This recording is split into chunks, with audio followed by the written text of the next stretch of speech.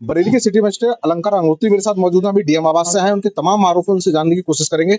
Sir ये बताइए क्या आपने अब आरोप लगाया है कि मुझे बंधक बना लिया था, पूरी बात बताइए। जिलाधिकारी महोदय ने मुझे वार्ता के लिए बुलाया था क्योंकि वो मेरे सीनियर भी हैं और अभिभावक हैं।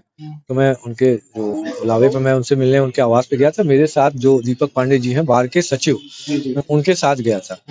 जब जैसे मैं अंदर पहुंचा उनके कैंप ऑफिस में, वो आप बैठे हुए थे। उनके साथ एडीएम ई, एडीएम सिटी, एडीएम जे और एसडीएम सदर बैठे हुए थे। जब मैं अंदर गया तो दीपक पांडे जी को ये बोला कि आप बाहर बैठिए, इंतजार करिए, हम थोड़ा अपने जो कि ऑफिसर हैं इनके साथ अलग से वार्ता कर लेते हैं।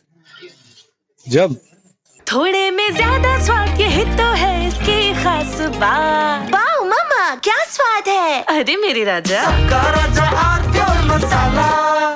हम लोग बैठ गए। उसके बाद 10 मिनट तक जो है जिलाधिकारी महोदय श्री अविनाश सिंह जी का जो रुख था वो ये था कि कैसे इसको प्रलोभन करके जो डिजाइन किया है इसको वापस ले ले।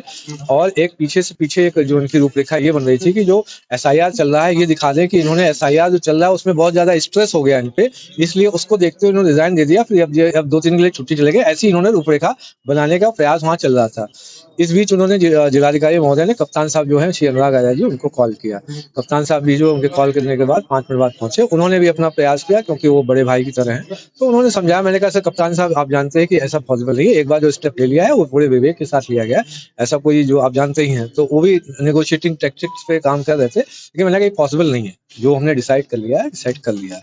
इस बीच जो है जिलाधिकारी महोदय को कहीं एक कोई फोन कॉल आता है, मुझे लगता है संभवतः लखनऊ से होगा क्योंकि जिले की राजधानी लखनऊ, मतलब जो अपने राज्य की राजधानी लखनऊ है। वो अंदर बाथरूम बगल में जो साइड में लेफ्ट साइड में जो बाथरूम था वहां पे गए और वो स्पीकर फोन पे थे। और क्योंकि वो बाथरूम नहीं फोन कॉल करने गए थे तो बाथरूम का दरवाजा खुला रह गया। अंदर स्पीकर फोन पे बात कर रहे थे तो वहां जो दूसरे पक्ष जो साइड जो व्यक्ति था वो बोलता है ये साला पंडित पागल हो गया है। ये बोलता है ये साला पंडित पागल हो गया है, इसको साले को रात भर यही बंधक बना रखो, साले को निकलने मत देना। तो जैसे हुआ तो मेरे जो भय और असुरक्षा की भावना जैसे जागी, मेरे पास फोन मैंने तुरंत दीपक पांडे जी सचिव बार एसोसिएशन वो बगल वाले रूम में बैठे, तुरंत उनको कॉल किया। मैंने तुरंत बताया कि मैं बंधक बना लिया गया हूँ। तुरंत आप मीडिया को जो बाहर खड़ी थी जिलाधिकारी महोदय के आवास में उनको इन्फॉर्म कर दीजिए। क्योंकि अब जब डीएम साहब वापस लौटे तो कप्तान साहब ये बता चुके थे, ये कॉल कर चुके हैं बाहर की, ये बंधक बना लिए गए। और इतने में जब जिलाधिकारी महोदय को पता चल गया कि जो बंधक बनाने वाली न्यूज अब मीडिया में भी जा चुकी, तो आनंद फानंद में 5 मिनट में उन्होंने मुझे जाने दिया। अच्छा ये बताइए कि आपको बंधक बनाया है, क्या आपसे कोई अभद्रता भी की कि मारपीट जैसी भी स्थिति? कोई नहीं, वो एक तरीके से बंधक का जैसे ही आदेश आया कि इसको साले को बंधक बना लो, साला पंडित पागल हो गया है, इसको बंधक बना लो, तो जैसे वो आदेश आया उधर जो दूसरे साइड से, तो तब तक मैं जो है कॉल कर चुका था मीडिया में, तब तक बात जा चुकी थी, तो मुझे इसलिए वहां से निकालने दिया। तो एक तरीके से बहुत भय की आशंका है और मुझे ये अपना जो आवास है मैं 2 घंटे के अंदर स्वतः ही खाली कर दे रहा हूँ, क्योंकि यहाँ पे जो भय असुरक्षा जो बढ़ चुकी है। और मेरा जो है जिस तरीके से जो घटनाक्रम हो रहा है आप देखेंगे, जो किस तरीके से फोन पे वो कैसे साला पंडित पागल हो गया इस तरीके की गाली बकी जा रही है एक समाज के प्रति।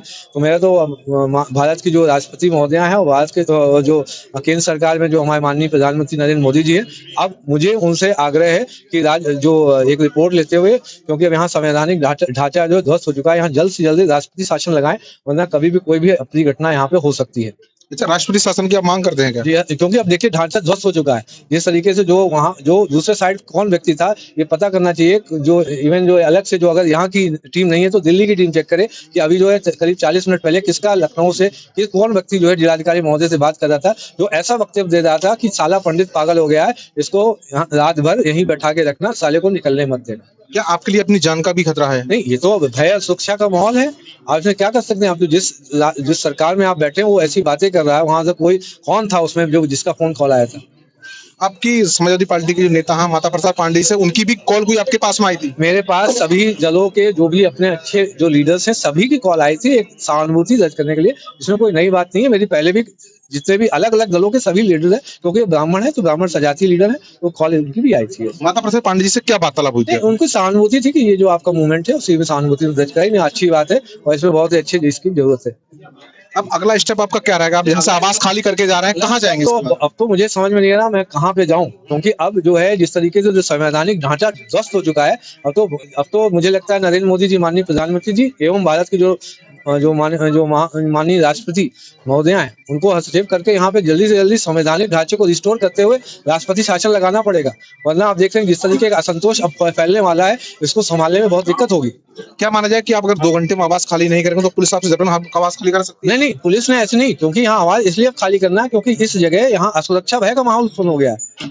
कहाँ जाएंगे इसके बाद आप आवास? मुझे वही है, मैं रिक्वेस्ट करूंगा, अब देखते हैं, मैं तो आपके माध्यम से भारत की जो माननीय राष्ट्रपति महोदय हैं उनसे रिक्वेस्ट कर रहा हूँ कि आप मेरे जो है आप सुरक्षा के लिए आप कम से कम जो है, क्योंकि मैं भी सामान्य यहाँ पे नागरिक हूँ, तो आप मेरी सुरक्षा की जो है व्यवस्था करवाएं। तो क्या माना जाए कि अभी भी आप कह रहे हैं कि मेरा इस्तीफा मंजूर किया जाए?